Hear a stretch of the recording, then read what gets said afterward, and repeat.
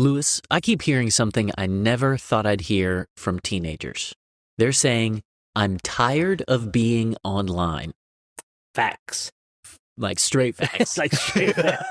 I thought this wasn't the slang episode. Well, now that we know slang, we got to throw it in every now and then. Okay. That's bussin'. But yes, but it's not just talk, Nate. There's actually a real push happening where kids are realizing that being online is making them weary. Yeah, and I've read some people write it that offline is the new online with teenagers today. And I actually think that for parents, that phrase might be a gift because it's telling us something, right? It's saying that kids are hungry for real friendships, for belonging, for real presence. Yeah, but they're still connected constantly, just all the time, connected to other people. And so today we're not doing an episode about banning phones. We're doing an episode about how do we shepherd the heart of our children when it comes to relationships, both offline and online.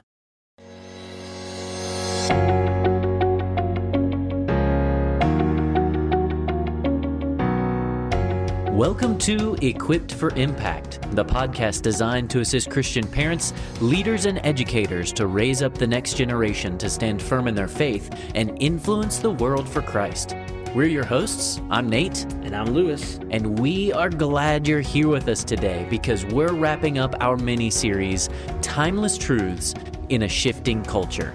And what we want to do, what you guys just heard in that opening segment, is that we want to give you some unchanging principles with real-world application in this area of relationships. And so that's today's title, Relationships and the Heart. Now, Lewis, last week was Valentine's Day. Yeah. So any big, relationship things, Valentine's Day-wise? What do you get the person that's already married to me, right? Wow. That's just Valentine's Day every day, right? So, parents, hopefully you learned what not to do from that little segment. Yes. But we're actually not talking about that kind of relationships. Yeah. Maybe you clicked on this, you saw the title Relationships, and you're thinking, your kids and dating, which we'll hit on that a little bit, right? But this is really just in general, how can you shepherd your children to have good relationships with their friends, with family members, with others around them? And over the last several weeks, we've talked about music, we've talked about movies, we've talked about gaming, and so we want to continue to use the same principles that we've used the whole series when it comes to relationships. Yeah, so let's just jump right into these 5 and review them again. If you want to kind of get a little deeper dive on this, go back to our first episode on music, and you'll get that. It's called Music and the Heart, and we spend a little bit more time on this, but if not, we don't want to waste your time. Let's review a little bit. So when culture's changing, we just kind of need this steady, solid principles to guide us. So Lewis, what are these principles? Walk us through them. Yeah, so number 1, we are always being formed. Nothing is neutral. Something is always discipling your heart. It's discipling your home every day. Yep. And that's number 2. You mentioned the heart, right? Yeah. And so the heart is the control center. The things we love drive how we live. And so that's a big thing with all of these areas we've talked about. And that goes right into the next one, right? Because what we love drives how we live. So every cultural product carries this vision of the good life. And so it's telling us, right, social norms, online trends, relationships, this is driving what our kids believe about the good life. Yep, which then it makes discernment even more important. So that's number 4, is that discernment is a skill, right? It's not something that either you're born with or you're not born with, right? It's something that you can train in yourself, but also you can train your kids to be wise, discerning children. And we want to do this because, as principle number 5 says, we disciple for mission, not isolation. And so we're raising kids who can love people faithfully, but not drift with whatever they feel is normal or with the flavor of the month. Yep, that's right. So let's get real simple, real practical. With these principles, Lewis, why do relationships hit the heart so deeply? Well, it's because relationships answer the questions that kids are actually living with, right? Mm-hmm. Who am I? Who wants me? Where do I belong? What do I have to do to be accepted? And the truth is that really all of us are trying to answer those questions. Yeah, and kind of as we hit in that opening segment, like these relationships with others, they're happening in two arenas at once, right? You've got kind of the physical, embodied, in-person relationships, and then you've got those digital relationships. And that digital one can feel like real relationship while still training superficial habits. Like, just to call back to our episode, I think it was last week on gaming, right? Mm-hmm. Some of these gaming environments create social the connections. Yep. These social connections. It's Yeah. But there's not a lot of depth there, right? If you're connecting over, snaps. Like I was having dinner with a guy my age, and he took a picture of his food and sent a snap to some of his friends, and it was like, okay, you're telling them what you're having for dinner, but like, is that really like you're really getting to know somebody? You feel connected,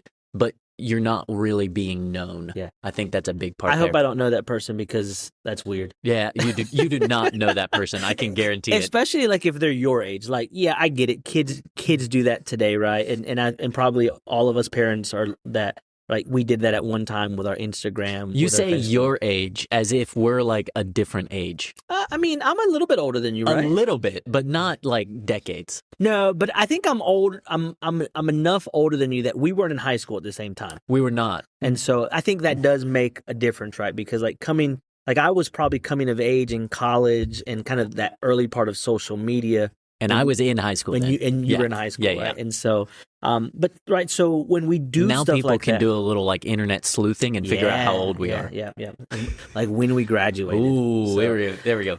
But when we do that, like, it's training constant comparison. Like, even, I know this was kind of just a quick side story about that, but like I'm taking a picture of what I'm eating, and now I'm comparing it to what you might be eating, right? Right. And so, like, I might be eating filet mignon at this really fancy restaurant because I'm on a trip at a conference, and I'm sending you a picture of my breakfast for dinner. Oh, and then I throw up, right? Yeah, and now you have to stay out of school for 2 weeks or 2 days because you're throwing up. And so constant comparison, right? I'm like, I'm better than you because I don't eat breakfast for dinner.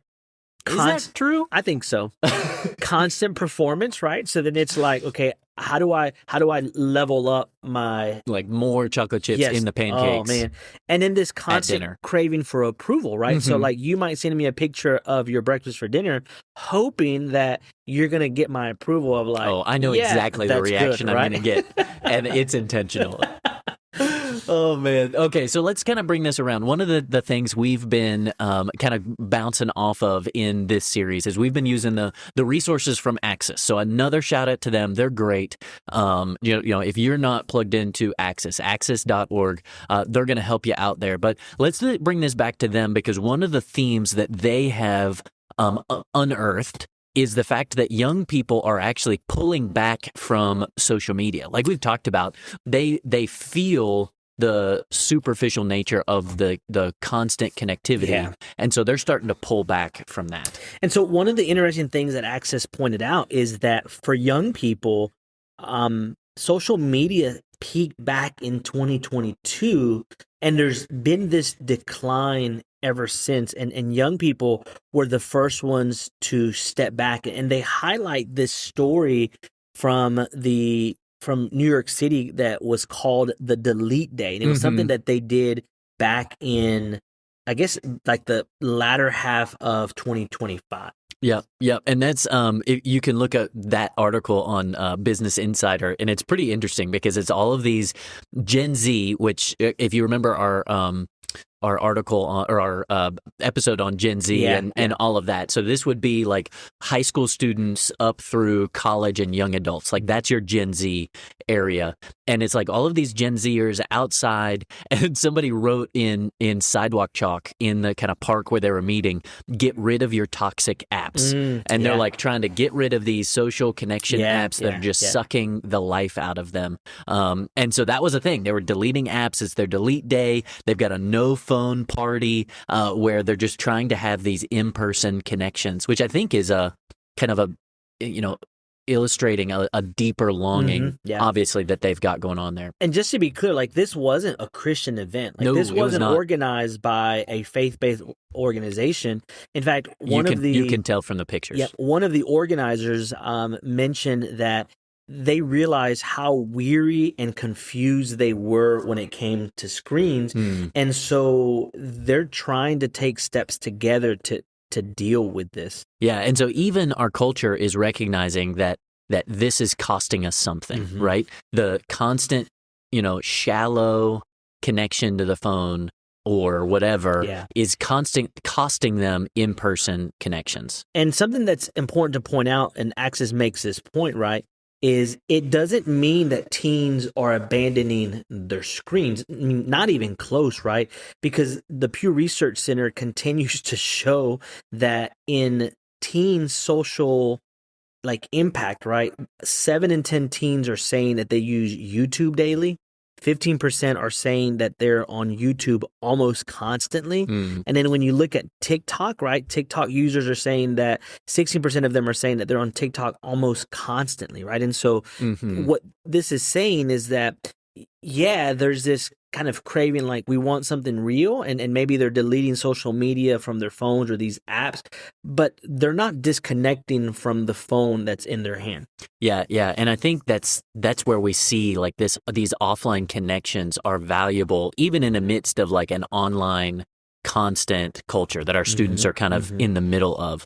The Atlantic published an article that talked about how screen time to the Gen Z kind of age is almost a meaningless metric now. Like if you measure on your iPhone, like the screen time metric, it's meaningless, right? Because is that just your phone? Is it your phone and your computer? If you're in the Apple ecosystem, is it phone, computer, iPad, things like that? Like I saw it, and this was back probably a decade ago. I saw an article that was reporting that students were spending 26 hours a day on screens. And I was like, hold on, there's only 24 hours in a day. But that's because they added up, like, here's your phone time, here's your TV time, here's your computer time. And because they were using multiple devices at once, it was more than the 24 hours in a day. So like you've got the kid who is watching TV on their phone and then on their iPad, right? Yeah.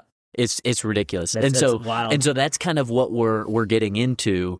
And they're just pointing out the fact that, parents, you can't just manage the minutes your kids are on screens, right? We need to disciple their hearts. That's what we're going for. That's really good there. And Access pointed out that teens get their news not even from trusted sources anymore. Like they're interacting with these stories or finding these things, and it's not necessarily because they're going out and looking for them, but it's because they're scrolling on their phone until that information finds them. And we've talked about this before, right? Their worldview is being shaped by this algorithm. Yeah, and so the algorithm is pushing them to extremes of the people in their camp, right? Bringing this back to our relationships, right? The people in your camp, it's almost like creating an echo chamber. And so, you of course, all of the dangers we've talked about of just being, isolated from any other like perspectives, but then also, connecting with strangers and hearing their thoughts and that may not align with the worldview. Like there's lots of stuff there. So let's kind of talk about that. Like what are some things that we need to watch out for when we're talking about connecting, especially online connections? So Access gave 3 things that we needed to be thinking about when it comes to these relationships. Number one thing to watch out for is online predators and sextortion. And that's a new word. You may not have heard that before. And this is important, right? So the National Center for Missing and Exploited Children reported major spikes in online crimes against children. In fact, they found that in this 6-month window, they highlight that online enticement reports to the cyber tip line jumped from 292,000 to 518,000, and that it also tied to generative AI child exploitation, and that type of crime jumped from like 6,000 to 440,000. Oh my goodness, that's crazy. And the fact that generative AI is being used, right? And this is stuff that's happening when kids are trying to connect, right? Like let's honor the deep desire that they're trying to fill that void of connection and relationships, but it's being twisted, right? Because we live in a fallen world. So I would say number 2, the thing we need to watch out for is the fact of teens kind of experimenting, especially with substances, right? Mm-hmm. It's a gateway, these online connections to all sorts of different types of substances and things that are being promoted again in the algorithms as harmless or maybe helpful in a certain area or promoted as being helpful. How do you say that? Cannabinoid? I think so. Yeah. Like cannabis. Yep. I can pronounce that. But like those types of substances. As, hey, this is going to help with your anxiety. This is going to help with whatever. And so they're experimenting with certain substances that obviously otherwise they would not be even knowledgeable about, and now they are. And so there was a time when parents, like, you would tell our kids, like, hey, like, don't drink, don't smoke, like, avoid tobacco. Now it's like you have don't drink, don't chew, don't go with girls that do. I mean, that was the old school, you know. And so, like, you have that in our thing. It's like, okay, so if I can keep my kid from drinking, right? If I can keep my kid from smoking, if I can keep them from chewing tobacco or dip or whatever, then I'm doing okay. But now they're being exposed to these things that may be foreign to us, right? Like Nate mentioned cannabis, right? THC, all of these other things that kids may be exposed to that are causing issues. And then that actually leads us to the third thing that you need to watch out for. And that's this trust collapse and news confusion, right? Because on the news and trust, Gallup reported that Americans' trust in mass media hit a new low of 28% in the year 2025. Yeah. And so our teens in those, they're getting news or information from sources that maybe are not trustworthy because they're not sure who to trust. And so they get a friend who shared something, or maybe it's just an acquaintance that they are somehow connected to online. Again, we're putting this in the relationship kind of, atmosphere. And so they're connected. They hear this. Oh, well, so-and-so said this. And so like, I'm not going to trust, an established news outlet or even my parents or teachers. I'm going to take this that I saw on social media or through a connection somehow. And that's what I'm running with because they're getting that information from feeds that don't actually care about truth. And with the growth of AI and deep fakes and what's happening there, they can watch a video that sounds and looks so real. And they're like, oh, I saw this, and it's from a trusted news source. I'm pretty sure I saw a video of you wrestling an alligator. Did you do that? I can neither confirm nor deny that it's a real video. Okay. There is a video on social media that I can neither confirm nor deny whether it's real or AI, of me doing a really cool dance in the snow. In the snow? Did that actually go on social media? That one is on social media. Okay. Yeah, I have seen that one for real. The alligator one I've not seen. And so, I mean, I'm neither going to confirm nor deny whether it's real. It could be AI. It could be, but it could also be real. So let's talk about how we can help our students in this area before we go any further down the rabbit trail of AI videos. Let's talk about trusted voices, right? A couple of them that you can kind of think about that help us think through this idea of technology and connections, because families need a steady posture that's not biblical, or that's biblical and not just panicked because of the way culture is going. And so we want to make sure that as parents, we are leading with calm conviction. We want to make sure that we don't fear people, right? We don't worship approval, and we want to train kids to love God and love their neighbor with wisdom and use discernment. And so we're going to talk about a few voices that parents, you can trust when it comes to these conversations. Right. So like Al Mohler, right? We've heard of Al Mohler. We've cited Al Mohler here, and he's been warning for years that the digital life has both that opportunity, but also some real dangers in it. And Christian leaders, we need to steward technology wisely ourselves, and recognizing that it can be used for good, but it can also be used for evil. And so again, for connection, for relationship, you've got the benefits but there's also risks we've got to be aware of. And Nate, I think you've talked about Andy Crouch before, right? Yeah. TechWise Family. There's different ones that different books he's written. But what he talked about, there's a couple of places he's written on this where he says technology belongs in its proper place when it helps us bond with real people we've been given to love.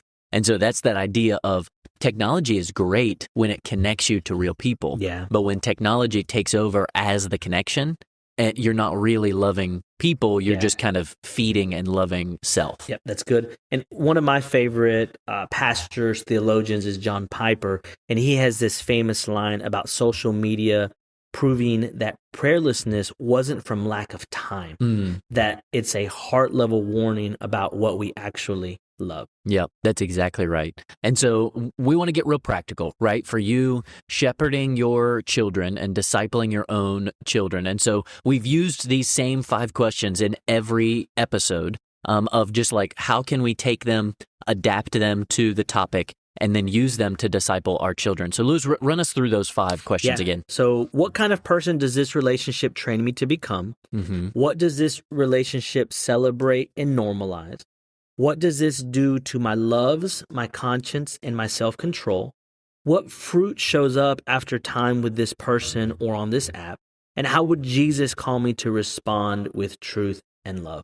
Yeah, so those are great, right? We're taking the same types of questions and we're tweaking them just a little bit, right? The thing of, what you celebrate is what you're going after. Going back to that idea of the good life. Your loves, right? It's your heart. It's training you to become someone, and you reflect that then in your actions, the fruit of your life.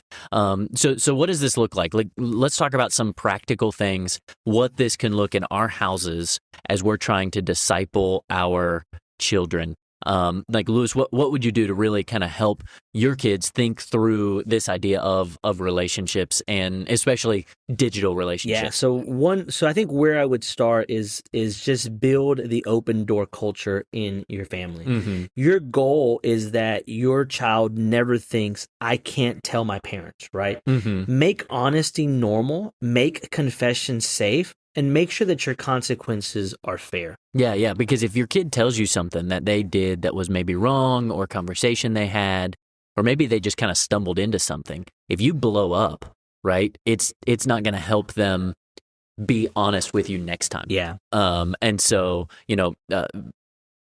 if honesty only brings explosions, your kids learn concealment. They learn to hide things from you. And the second thing, and this one's going to sound harsh, and parents, you might disagree with this one, but I think it's important, is you have to teach your children friendship categories.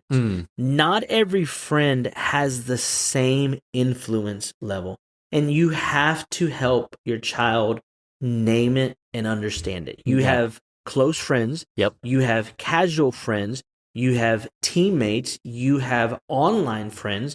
And teach them this, right? That influence is real.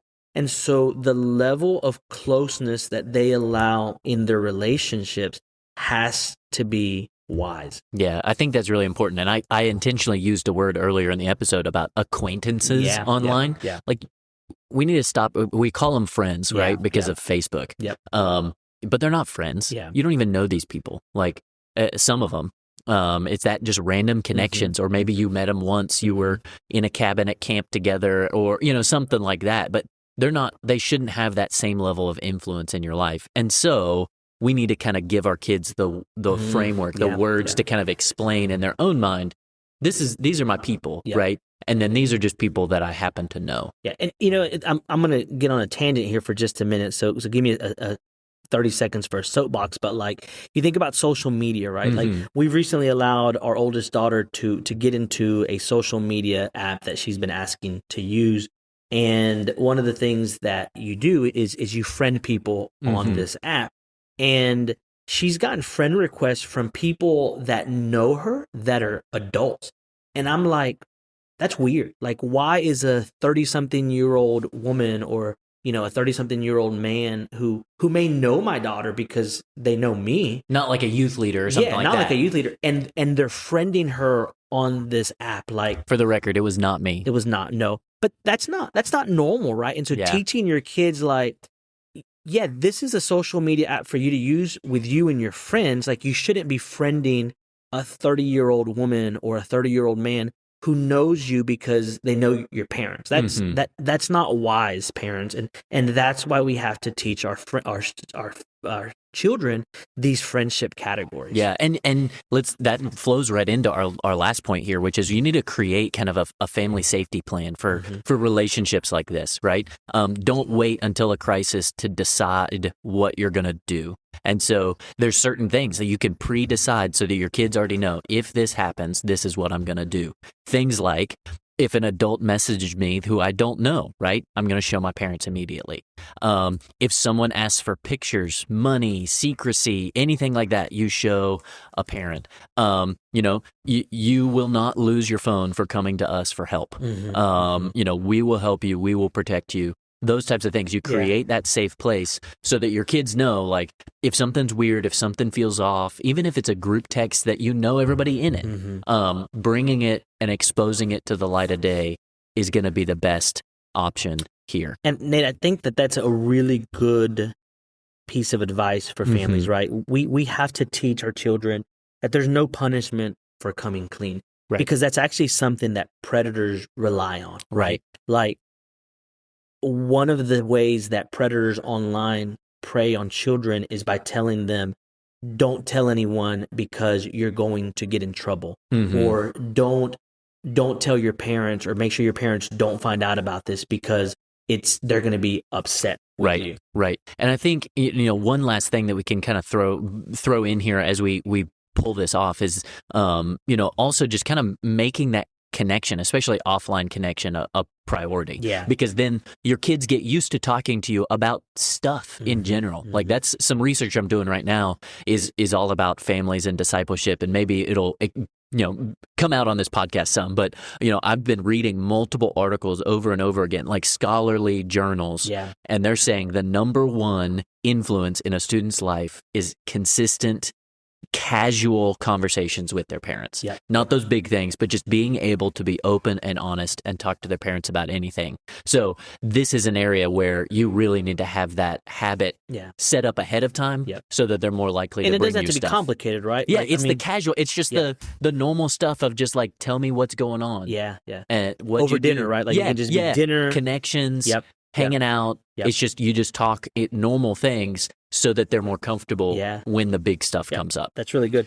So let's kind of, as we wrap this up, we're wrapping up really this whole series, Lewis. And when you're thinking about kids and really applying these unchanging principles to the real world, what kind of encouragement would you give our parents as they wrap up this episode? Look, parents, we know that this can seem daunting. It is. I mean, our kids are growing up in a scary world, but you don't have to control every relationship, but you do have to disciple their heart with calm conviction, establish clear boundaries, and steady love.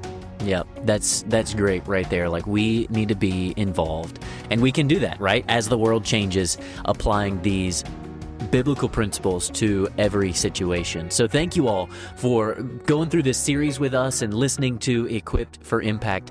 If this episode or this series encouraged you, please share with another parent who could use this resource, and be sure to subscribe so you don't miss our next episode.